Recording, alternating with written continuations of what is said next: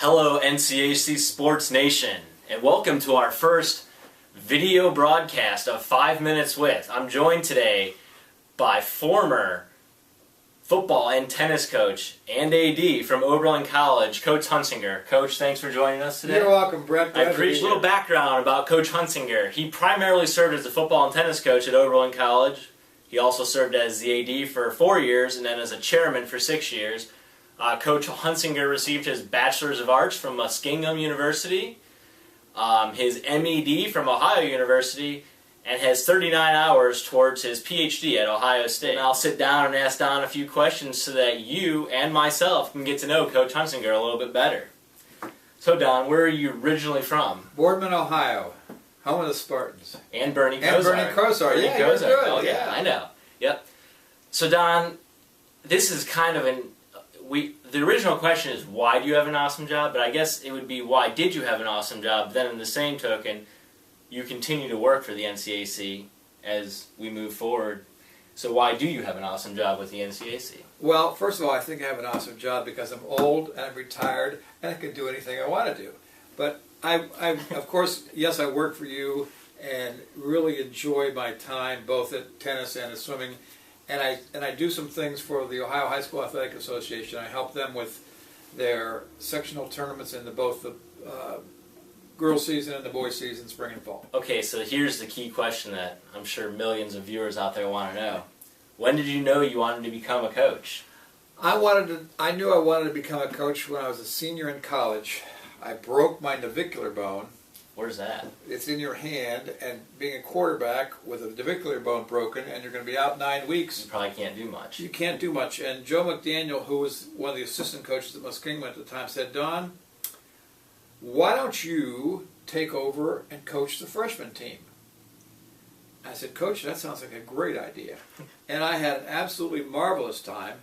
And at the end of the season, I got a call from one of the local junior high schools to ask me, they heard I was coaching, and the college, I guess, sent them some stuff. And so I served as a basketball coach in junior high school, and I had a great experience with both, and knew that that's what I wanted to do for the rest of my life. All right, Don. Well, we know that you spent 32 years of your life at Oberlin.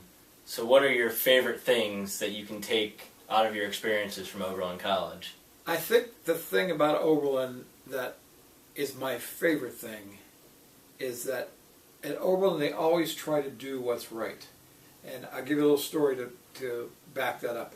I'm recruiting a young woman from Ohio and talking to her on the phone. She hasn't been to the campus yet. I hear her mother in the background saying, I need to talk to Coach Hunsinger. And she gets on the phone and she said, Coach Hunsinger, I really appreciate what you're trying to do for my daughter, but Oberlin is such a liberal place, I don't know if my daughter should go to school there. And I think for a minute, I said, you're absolutely right.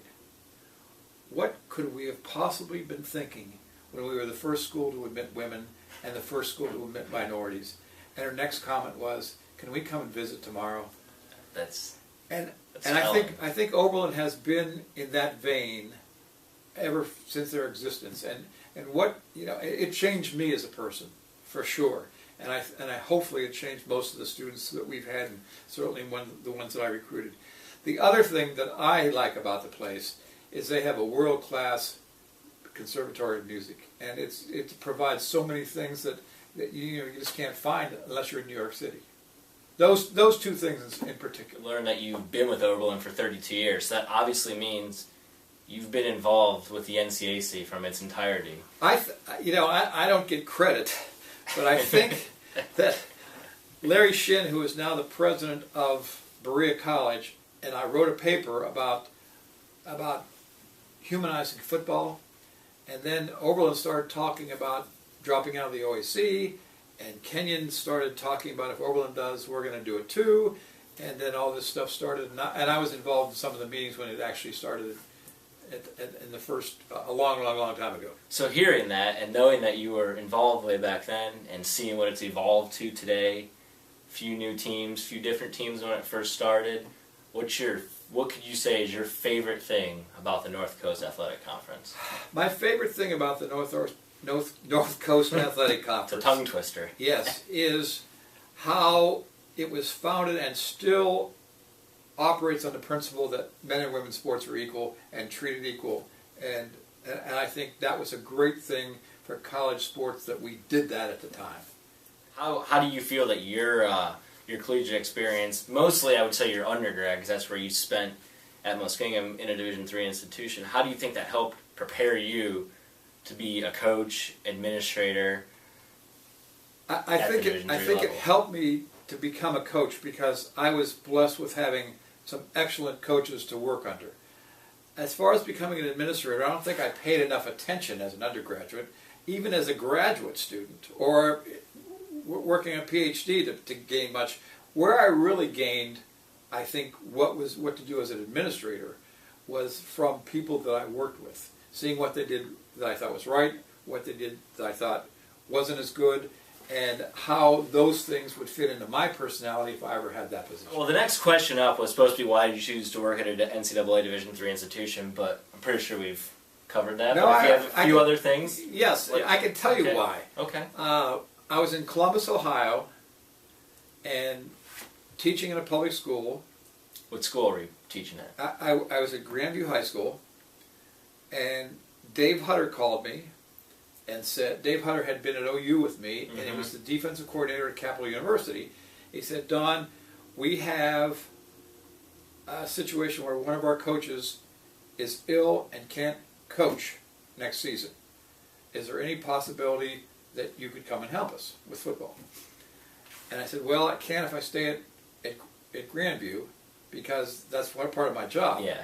So they said, well, we can help you, and they helped me get a job in Columbus at one of the junior high schools that didn't have football, so I could go coach football. Go coach football at Capital University, and that got me started. And then I started taking courses at Ohio State and met people from Oberlin College, and we became friends. And then a couple years later, 2 years later, I ended up at Oberlin.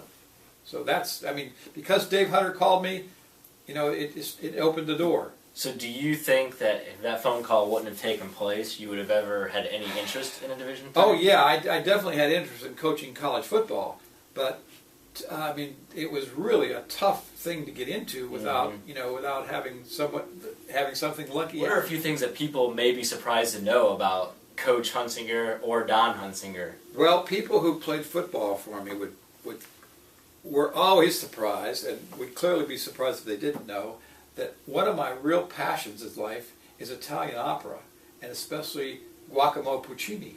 And and I was listening to it on the way over here. And my wife will tell you that she gets tired of me listening to it because she has everything memorized. So you're willing to admit that you like it. Your wife didn't make you like it. No, she didn't make me like it. No, I think more than like it. I love it. You love it. I love it. I love the passion of it. I love it. It's like being in a football game with beautiful music. It's a wonderful experience. This is kind of a twofold question here. What do you think your most memorable moment in your coaching career was, and then maybe if you had one in your administrative career, and then is there anything just overall from your experience at Oberlin that you could say, like that one moment that you'll never forget? I'm going to talk about coaching later, but the most memorable minute in my entire career was when Kerry called me and said, is it okay if you're nominated for a conference award, the Don Hunsinger Award for athletics and academics? That, I still to this day when I think of that, I'm blown away. I mean, so to have the award named yes, after you is yes, pretty special. It was unbelievable, and still is. I still can't. Well, I think that's a testament that shows that you embody what the NCAC stands for. I mean, it certainly was an honor that I didn't feel I deserved, but I was very thrilled to have it happen. So for those of you that have won the Hunsinger Award or could win it in the past or in the future, you're looking at the face of it right here, right next to us. What would be some advice that you'd give a junior or senior in high school these days about even considering enrolling in a Division III institution? Well, I don't think there's any place better to enroll. I would 100% agree. I think what you get at a small institution, the personalized care, the class size, I don't think you can beat it. And I mean, there are good big schools too, but Mm-hmm. having been at all three levels, experienced all three levels, in the classroom, there's a difference. Right. There's a real difference. You're a person, you're And not a number. The first thing I tell them is to visit as many schools as you can.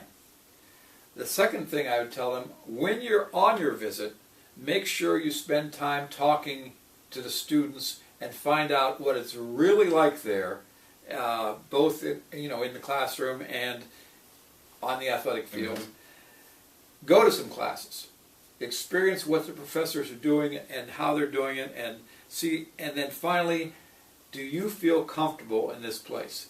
Because you really can't make a mistake. There are hundreds of good Right. schools, and there aren't any bad schools. Mm-hmm. They're just different schools. Exactly. And the key thing is to find the place that you most fit into and that you feel will enable you to have the best chance of being successful in the real world. I think that's pretty good answers. Who in your, this may be now in your current career or past, who did you look up to for advice or just as that person that you wanted to emulate? You know, I talked about being lucky getting a call from Dave Hutter. Mm-hmm. I was also lucky in the people that I was coached by and in the people that I worked for. At the time when I started coaching, this was before the North Coast, but in the Mm-hmm. Ohio Conference, there was Lee Tressel, Right. Ed Sherman, Bill Edwards and Dave Maurer, Jack Fouts at Ohio Wesleyan, Phil Shipe at Worcester. The people coaching at that time were all Keith Piper at Denison, who I not only played against but coached. Mm-hmm. There were people who are really great people and good people to be around. Bill Grice at Oberlin, I got to work for him, but that to me as a young guy, and seeing these people work and seeing them operate, it was you can't put a figure on how valuable that was. Mm-hmm. And all those people, even people, Lee Tressel, for instance, I got a call one day from Bob Blackman. You know the name? He was the head coach at Cornell. Okay. And he said, I got your name from Coach Tressel at BW. He said, I'm looking for a defensive coordinator. And he said that you are the best defensive coach that he knows in Division III football. And I said, I said, yeah, right, okay. I said, yes, sir. I'm glad Coach Tressel feels that way about me. He said, we'd like to have you come out and interview, which I did. And what a night, that's the kind of people right. these guys were, and that's the kind of people I looked up to.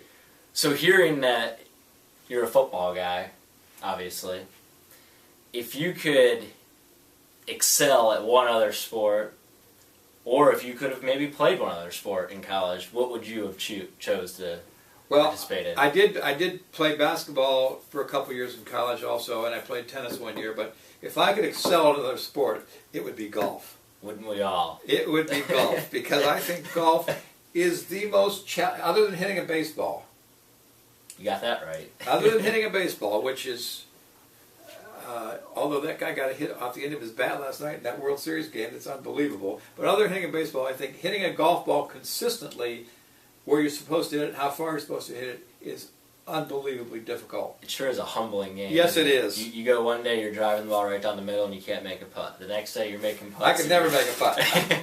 I haven't made a putt. I haven't made a putt yet. You don't use the belly putter, do you? No. Okay, that's good.